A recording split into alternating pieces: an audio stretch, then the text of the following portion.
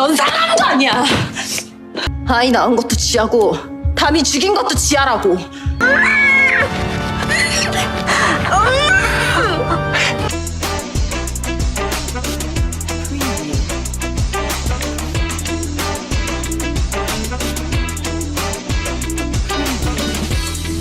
The Escape of the Seven di episode yang ke-16 dimulai di atap sebelum Paing He melompat bersama Mateo, dan ledakan pun terjadi. Jinmo kembali ke mobilnya dan menemukan 17 panggilan tidak terjawab dari Paing He dan sebuah pesan yang memintanya untuk menyelamatkannya dari K.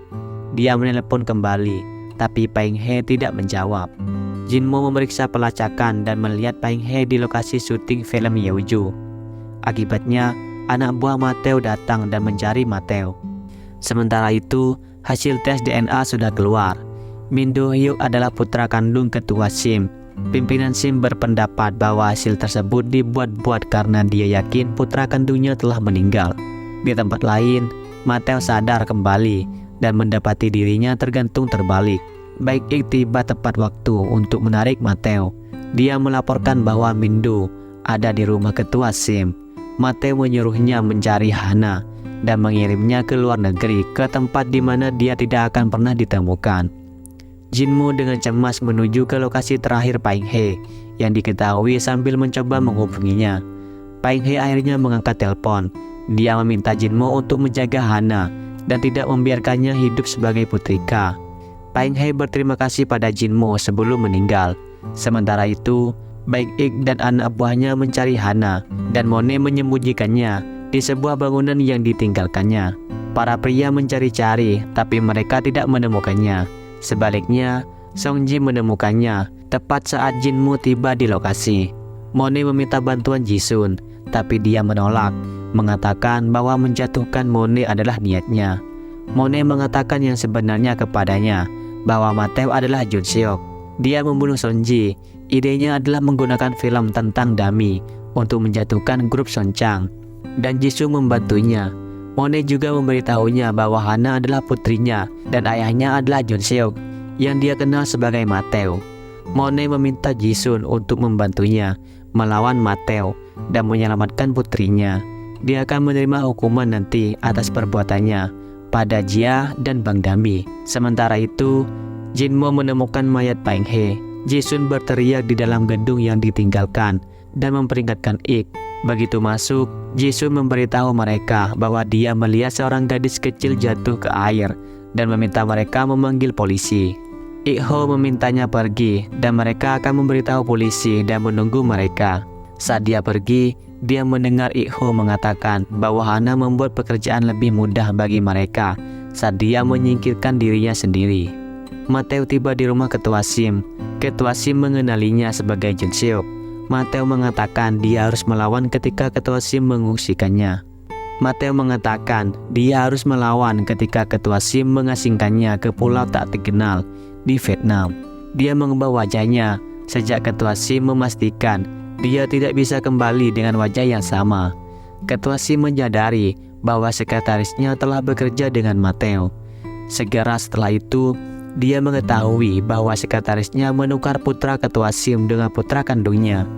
Akibatnya, ketua mengetahui bahwa Min Do adalah putra kandungnya. Mateo memanggil Do-hyuk menggunakan pengubah suara, berpura-pura menjadi Kita. Do-hyuk bergegas masuk ke dalam rumah hanya untuk jatuh ke dalam perangkap Mateo lagi. Mateo memberitahunya bahwa ketua SIM adalah ayah kandungnya. Ketua SIM memohon kepada Mateo untuk mengampuninya.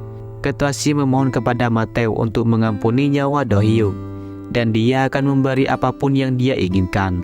Mateo mengatakan skenarionya jauh lebih menarik dan menembak Do-hyuk menggunakan teknologi palsu. Mateo memiliki video ketua SIM yang merekam Do-hyuk yang ditayangkan langsung. Rencana Mateo tidak berjalan sesuai keinginan. Ketua SIM menyelamatkan Do-hyuk dan memberinya kesempatan untuk melarikan diri. Dia tidak punya pilihan selain mematikan siaran langsung yang telah direkayasa dan mengejar Do-hyuk. Do-hyuk lolos. Mateo tidak bisa membunuh ketua SIM yang pingsan di lantai karena sekretarisnya yaitu Kang Jae mengatakan mereka perlu menggunakan dia sebagai umpan. Kali ini ketua SIM koma. Jinmo bersumpah akan membunuh K Sebagai balas dendam atas kematian Peng He, Mateo berencana mengakuisisi Sung Chang Group dan perlu mencari uang pimpinan bank untuk melakukan itu. Dia bermaksud untuk membunuh Lehui. Setelah itu, karena dia tidak akan membutuhkannya lagi, Joran mengetahui bahwa Mateo adalah Jun Seok dan dia memberitahu Lahui bahwa dia bukan putra pimpinan Sim. Joran mengetahui bahwa pimpinan Sim menjalani vasektomi setelah istrinya mengalami kesulitan melahirkan. Lahui tidak peduli jika Mateo bukan putra pimpinan Sim. Dia hanya peduli dengan uangnya sebagai pemilik Tiki Taka, dan dia akan segera memiliki grup Sung Chan. Lahui memberitahu Mateo bahwa dia mengetahui lokasi uang pimpinan bank. Dia membuat kesepakatan untuk setengah saham grup Sung Chan dan setengah uang pimpinan bank. Begitu mereka menemukannya, Lahui menyarankan agar Mateo mengurus Joran setelah mereka memanfaatkannya untuk mendatangkan uang. Dia tahu banyak tentang Mateo, dan Lahui ingin menjadi satu-satunya yang mengetahui identitas asli Mateo. Chulwoo dan Joran menemukan uang pimpinan bank. Mereka memperingatkan Lahui yang memberitahu Mateo, dan dia mengetahui rencana balasan mereka untuk mengambil semua uang itu. Dalam perjalanan menuju lokasi pertemuannya, Joran dan Cho Hyul berhenti di pos pemeriksaan polisi. Petugas polisi meminta mereka keluar dari kendaraan. Mereka mengesampingkannya sebagai pengalih perhatian saat seorang masuk ke dalam truk dan pergi. Setelah itu, polisi palsu masuk ke mobil mereka dan pergi. Orang yang mengambil truk itu adalah sekretaris pimpinan bank. Do Hyuk menyelinap ke rumah sakit untuk menemui pimpinan Sim. Ik Ho dan anak buahnya mengejarnya, tapi Jin Mo membantu. Do Hyuk menyerangnya karena menurutnya Jin Mo akan menyerahkannya kepada Mateo dan mendapatkan pujian.